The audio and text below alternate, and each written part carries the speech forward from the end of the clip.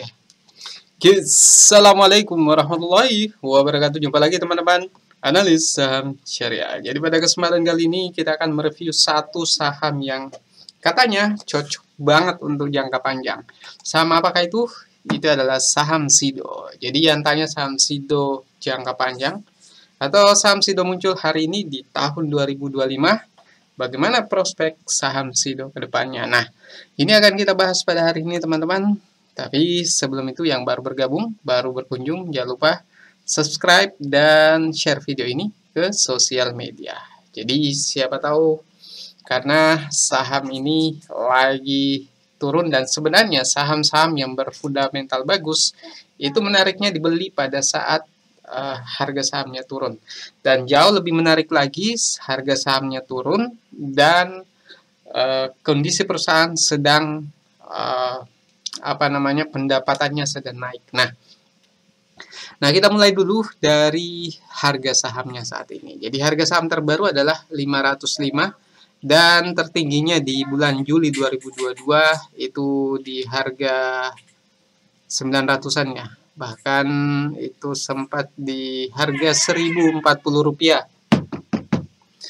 Artinya apakah dengan penurunan ini kalau kita lihat dia mentok di harga 500-an ya.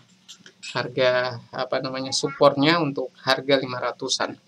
Tapi apakah ini mungkin akan naik ke harga 745? Nah, kita lihat fundamentalnya. Tapi sebelum itu kita masuk dulu di saham, di profil dari saham Sido.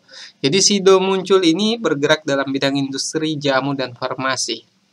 Jadi produsen atau produk utamanya adalah herbal, minuman kesehatan, termasuk produk herbal mentah, kunyit, jahe, daun, jambu biji, dan lain-lain. Suplemen makanan, minuman herbal tradisional. Jadi intinya dia penyedia atau industri jamu dan farmasi. Di antara yang terkenal mungkin teman-teman sudah tahu ada Tolak Angin, Kuku Bima, Sido muncul. Oke, itu dia profil singkatnya dan perusahaan sejenis. Teman-teman komentar di bawah ya mau dibahas salah satu dari saham ini. Intinya dia masuk saham syariah. Dan dari kepemilikan masyarakat, free floatingnya itu 22% ya. Itu sudah kita bahasakan sebelumnya bahwa minimal 20% teman-teman. Kalau mau aman sahamnya tidak digoreng. Dan ini adalah salah satu saham besar dengan kapitalisasi pasarnya kurang lebih 15 triliun. Oke. Kita langsung masuk di laporan keuangan. Jadi laporan keuangan Sido muncul ini teman-teman, kalau kita lihat total pendapatannya itu kita lihat berkisar di antara 700-an sampai 1 triliun. Paling tinggi 1,2 ya. Dan kalau kita lihat di kuartal 2 2025 ini bandingkan dengan kuartal 2 2024, berarti ada kenaikan kurang lebih 23%. Sedangkan kalau kita bandingkan di kuartal sebelumnya kurang lebih 20% ya. Jadi dengan kata lain dalam kondisi bertumbuh perusahaan ini kalau kita bandingkan di kuartal yang sama tahun sebelumnya dan kuartal sebelumnya di tahun 2025.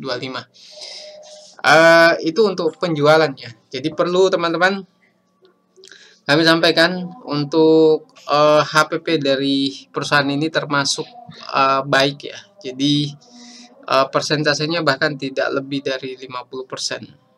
Kalau kita lihat ya, kita bandingkan untuk 1 triliun ini pendapatan HPP-nya hanya 414,48 miliar.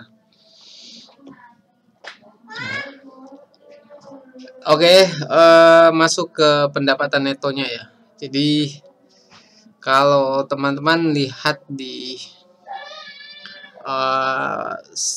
urutan ini, jadi terlihat bahwa perusahaan ini sebenarnya perusahaan yang bertumbuh ya. Kalau kita bandingkan dari tahun ke tahun, hanya kalau dari kuartal ke kuartal mungkin terlihat terkadang naik dan terkadang turun. Tapi kalau kita lihat secara global dari 138 miliar saat ini 367 miliar, berarti perusahaan ini sebenarnya bertumbuh.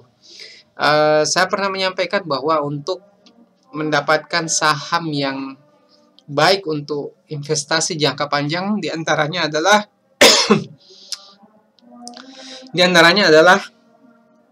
lihat cek minimal 5 tahun terakhir, atau kalau mau lebih aman lagi minimal 10 tahun terakhir. Dan ini sudah pernah menjadi rekomendasi kita untuk investasi jangka panjang. Tapi bagaimana dengan valuasinya? Nah, itu yang penting, teman-teman.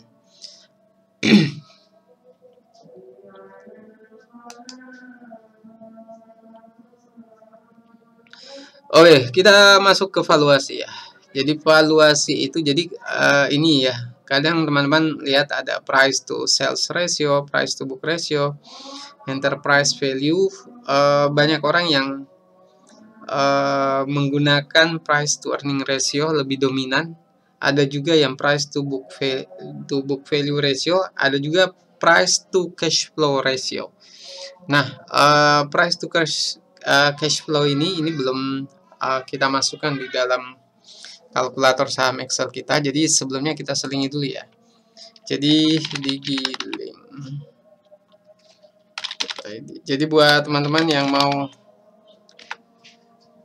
kalkulator saham Excel-nya, boleh teman-teman masuk ke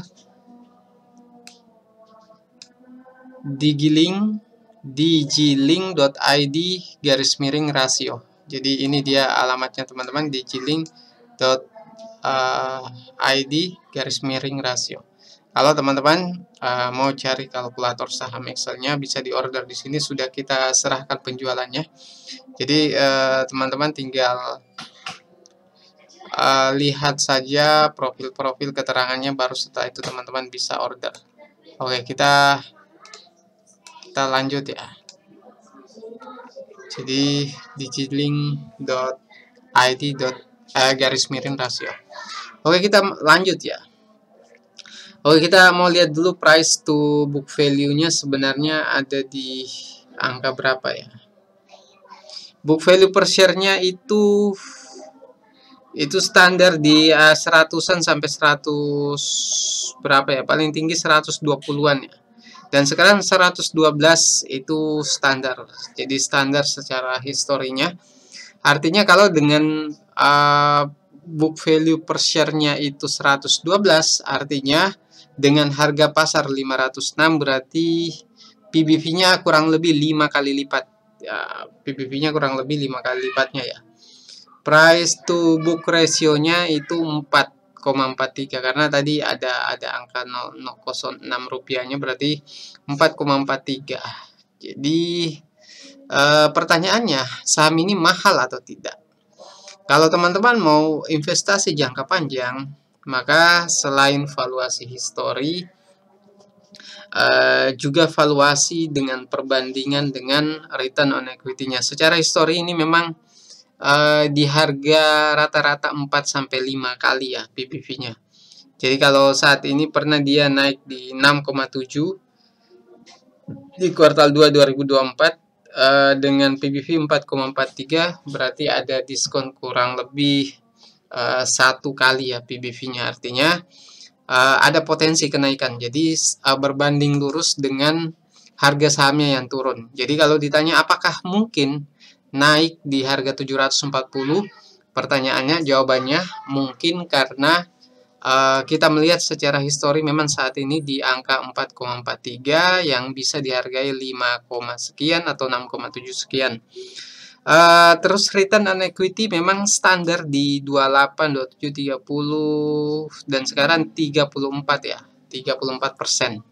Jadi maksudnya ini return yang diperoleh, jadi laba bersih yang diperoleh dibandingkan dengan ekuitasnya itu ada di angka 34%.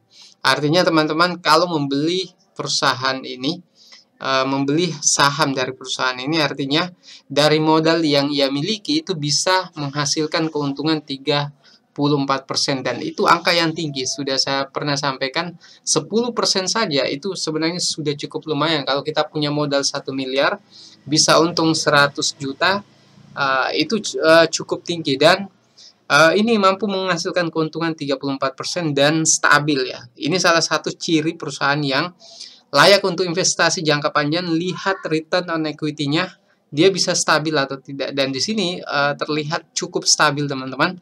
Bahkan kalau dalam jangka panjang itu naik walaupun tidak signifikan kenaikannya.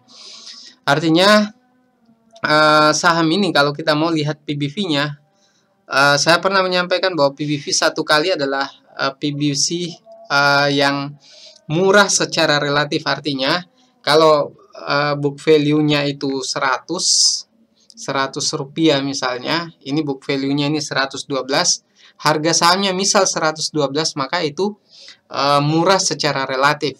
Tapi kalau ini harga nilai bukunya 112 tapi harga pasarnya 506, berarti kurang lebih 4 kali lipatnya ya. Jadi PBV-nya itu 4 kali lipatnya. Tapi teman-teman, yang jadi pertimbangan bukan hanya price nilai bukunya saja, tapi kinerja dari perusahaan tersebut. Nah, sudah sering saya sampaikan, teman-teman perhatikan return on equity-nya. Kalau dia 10% berarti bisa dihargai PBV-nya satu kali. Kalau return on equity-nya misalnya 20%, berarti bisa dihargai 2 kali PBV-nya. Kalau ini 34%, berarti PBV-nya standarnya 3,4 kali. Sedangkan ini adalah PBV-nya 4,4 kali. Pertanyaannya, apakah ini berarti mahal? Jawabannya teman-teman, masih ada analisis lanjutan, yaitu secara histori memang dia dihargai seperti ini. Ini sudah terbukti teman-teman, bisa dilihat. Berarti sebenarnya sekalipun rumus itu kita gunakan, ini belum bisa kita katakan mahal. Saya pribadi masih mengatakan dengan angka segini masih murah secara histori. Belum lagi teman-teman lakukan analisis lanjutan, yaitu analisis valuasi sektornya. Jadi kalau kita lihat tadi ada beberapa saham yang masuk di sektornya. Kalau teman-teman bisa lihat valuasi saham ini satu persatu, maka bisa menyimpulkan bahwa saham ini mahal atau tidak. Tapi ini sektornya lebih spesifik, jauh lebih baik. Karena ini sektornya adalah jamu dan farmasi. Teman-teman cari saham yang seperti itu. Apakah valuasinya standarnya seperti ini? Nah, kalau setelah itu baru teman-teman buat nilai rata-ratanya. Tapi secara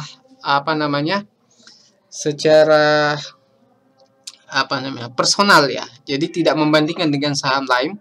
Saya katakan bahwa ini murah secara PBV dan rasio price to earning ratio-nya juga murah untuk saat ini, karena biasa dihargai sampai 20 kali pernya, sehingga ini murah. Lalu kesimpulan terakhirnya, kalau dihargai dengan harga 500 dan pernah sempat naik di harga 900 dan 700, apakah itu mungkin? Sangat mungkin sekali, karena ini adalah saham consumer. Jadi saham consumer yang juga stabil pendapatannya, return on equity-nya stabil, sehingga hanya menunggu waktu sebenarnya saham ini bisa naik ke 700-an atau mungkin sampai 1000. Jadi mau masuk di saham ini boleh mulai mungkin dengan nyicil dulu. Tapi sekali lagi bahwa keputusan membeli dan menjual itu keputusan investor, ini hanya tambahan pertimbangan saja dan hanya review singkat.